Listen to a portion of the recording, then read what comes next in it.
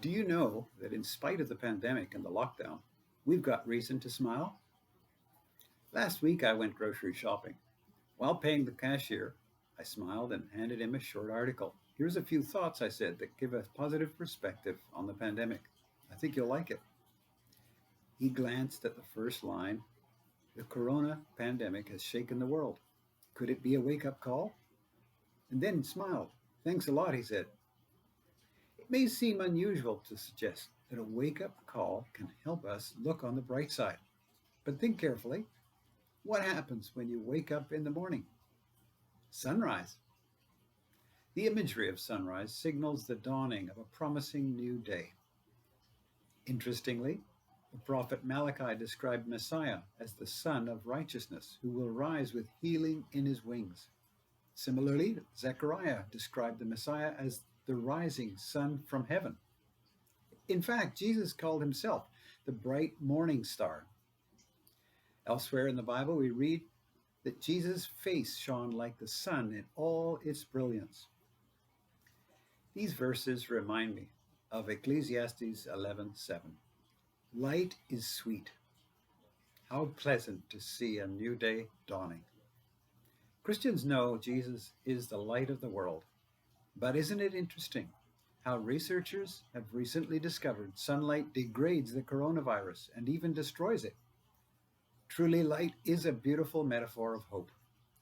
It should be no surprise that Jesus Christ is relevant in these dark days, as many people grieve the loss of loved ones. We also hear warnings of a severe recession as a knock-on effect of the drastic measures taken to minimize the death toll. Obviously, no one wants to die or see others die. 70 years ago, Ugo Betty wrote a book called Struggle to Dawn, saying, every tiny part of us cries out against the idea of dying and hopes to live forever. This statement echoes what Solomon said 3,000 years ago. God has set eternity in the human heart. Speaking of dawn, it seems Ugo Betty hinted at hope.